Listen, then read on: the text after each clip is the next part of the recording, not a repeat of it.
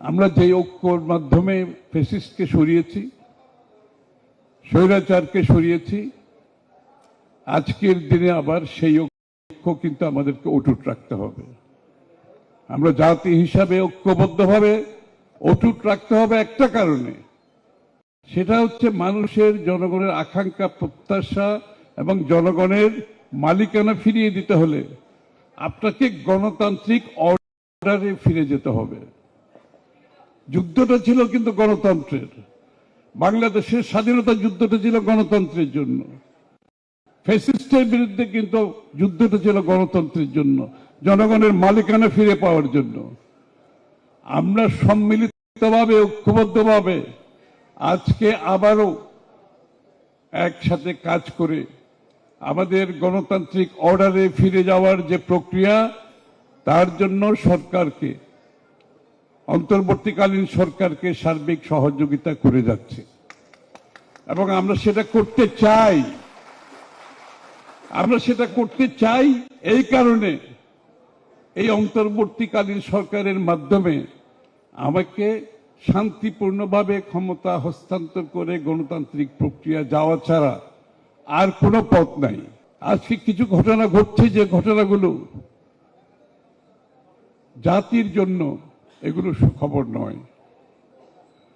আপনারা দেখেছেন ইতিমধ্যে বিভিন্ন ঘটনাবলী, 15-16 বছর ধরে যেই দাবিগুলো ছিল না, যেই বিষয়গুলো নিয়ে কেউ রাস্তায় নামেনি, এখন দেখা যাচ্ছে হঠাৎ করে বিভিন্ন দাবি নিয়ে বিভিন্ন গোষ্ঠী, বিভিন্ন সংস্থা, তারা আজকে তাদের দাবিগুলো নিয়ে রাস্তায় নামছে একটা অন্তর্বর্তীকালীন সরকারের সময়। এবং এর পেছনে আমরা দেখতে পাচ্ছি আসলে দাবি দেওয়ার পিছনে, তাদের চাহিদার পিছনে একটা অন্য শক্তি এখানে কাজ করছে।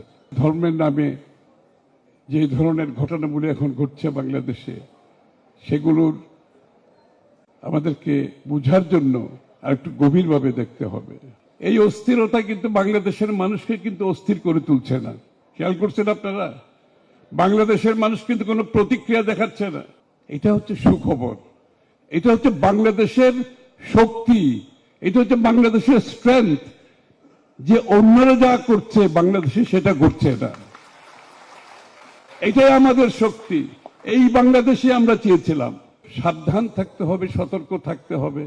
এর মাধ্যমে আগামী বাংলাদেশ গড়ার যে আমাদের স্বপ্ন, আমরা যে ঐক্যবদ্ধ জাতি হিসেবে বাংলাদেশকে একটি অন্য জায়গায় নিয়ে যাওয়ার যে স্বপ্ন, সেটা যাতে বাধাগ্রস্ত না হয়।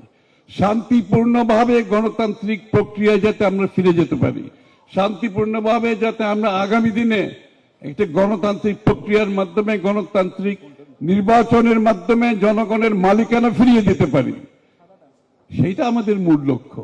এবং জনগণের মালিকানা ফিরিয়ে দিতে পারলেই তারা জনগণের কাছে সরকারকে দায়বদ্ধ থাকতে হয়, সরকারকে জবাবদিহি থাকতে হয়, যেটা বিগত দিনে ছিল না। যেই কারণে দত্ত সৃষ্টি হয়েছে, যেই কারণে স্বৈরাচার সৃষ্টি হয়েছে, যেই কারণে ফ্যাসিস্ট সৃষ্টি হয়েছে, সেটা আমরা আগামী দিনে বাংলাদেশে করতে দিতে পারি না। সংস্কারের কথা যারা বলে, তার বহু আগে আমরা সবাই মিলে 31 দফার সংস্কার জাতির সামনে তুলে ধরেছি 1 বছর আগে। আগামী দিনে নির্বাচনের পরে যেই সরকার হবে, সেটা হবে জাতীয় সরকার, সেটা হবে জাতীয় সরকার। এবং সেই জাতীয় সরকার, এই 31 দফা, সেই জাতীয় সরকার বাস্তবায়ন করবে ইনশাআল্লাহ। এবং এটা আমরা জাতির কাছে প্রতিজ্ঞাবদ্ধ, ওয়াদাবদ্ধ, এই কাজটা আমরা করতে যাব আগামী দিনে। সুতরাং সংস্কার নিয়ে কারো চিন্তা করার কোনো কারণ নেই। আমি আবারও বলছি, সংস্কার নিয়ে কারো চিন্তা করার কোনো কারণ নাই। আমরা সংস্কার 31 দফা বাংলাদেশে ইনশাআল্লাহ বাস্তবায়ন করব, আমরা সবাই মিলে বাস্তবায়ন করব। আর ইতিমধ্যে নির্বাচনের আগে জাতীয় ঐক্যের মাধ্যমে, ঐক্যমতের পরিপ্রেক্ষিতে নির্বাচনী সংস্কার সহ যে কয়টি সংস্কার আমরা ঐক্যমত হতে পারি, সেখানে আমাদের কোনো আপত্তি নাই। সেটা আমরা করতে রাজি আছি। সেটা করতে সময় লাগবে না, সেটা অতি সত্বর করা যায়।